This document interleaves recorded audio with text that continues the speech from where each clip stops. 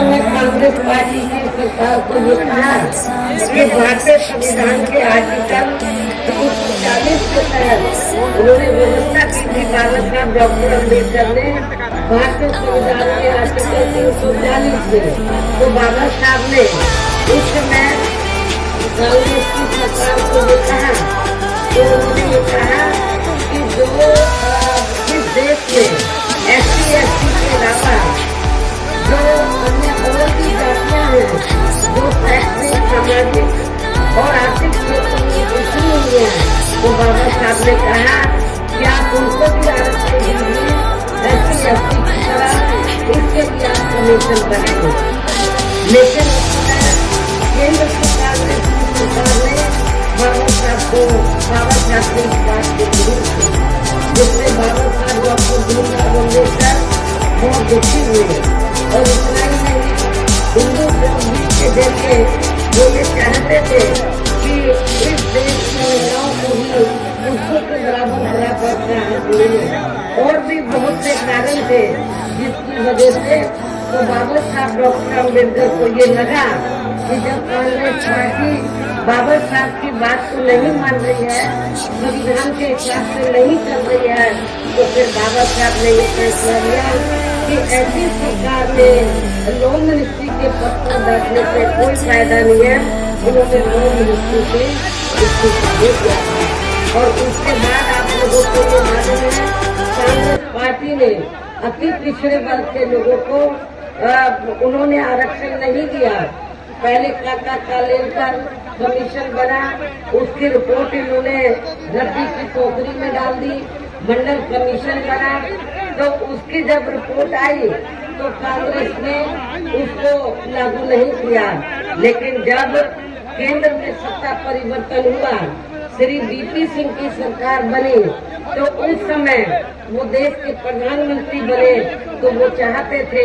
कि BSP का भी समर्थन उनको मिलना चाहिए। हमारे कई नंबर पार्लियामेंट थे लोकसभा में। उस समय मैं भी 1989 में लोकसभा में चुनाव जीत कर आई थी, तो हमने श्री VP सिंह को ये कहा था,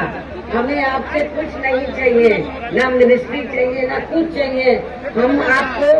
2 शर्तों और मंडल कमीशन की रिपोर्ट को लागू किया गया। तो इस प्रकार से कहने का तात्पर्य ये है, आज चाहे कांग्रेस है, BJP है, सभी पार्टियां जो दलितों, आदिवासियों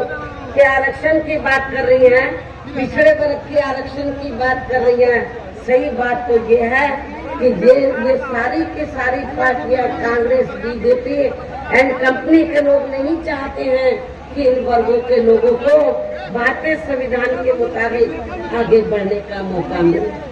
ये तो जो थोड़ा घना लाभ मिल रहा है BSP की वजह से मिल रहा है, और यदि BSP नहीं बनती तो अब तक ये रिजर्वेशन भी खत्म कर दिया जाता। BSP के बनने के कारण ये दबाव में आकर थोड़ा घना ये आरक्षण दे रहे हैं। और अब पिछले काफी वर्षों से आपको मालूम है, जब कांग्रेस ने भारतीय संविधान के हिसाब से अपनी जिम्मेवारी को नहीं निभाया, बाबा साहब को लॉ मिनिस्ट्री से इस्तीफा देना पड़ा, और फिर हमें BSP बनाने की जरूरत पड़ी। आगे चलकर फिर हमें BSP बनाने की जरूरत पड़ी। और इतना ही नहीं, कांग्रेस की दोगली नीति की वजह से, कथनी और करने में अंतर होने की वजह से कांग्रेस केंद्र और ज्यादातर राज्यों की सत्ता से बाहर हो गई। और अब पिछले काफी वर्षों से BJP एवं इनके सहयोगी दल केंद्र में अधिकांश राज्यों की भी सत्ता में काबिज हो गए हैं। साथ ही इनकी भी, यानी कि BJP की भी ज्यादातर जातिवादी, पूंजीवादी, संकीर्ण, सांप्रदायिक व द्वेषपूर्ण नीतियों एवं कार्य प्रणाली आदि से तथा इनकी कथनी व करनी में भी काफी अंतर होने की वजह से ऐसा लगता है कि इस बार ये पार्टी भी, यानी कि भारतीय जनता पार्टी भी केंद्र की सत्ता में आसानी से वापस आने वाली नहीं है। बशर्ते यदि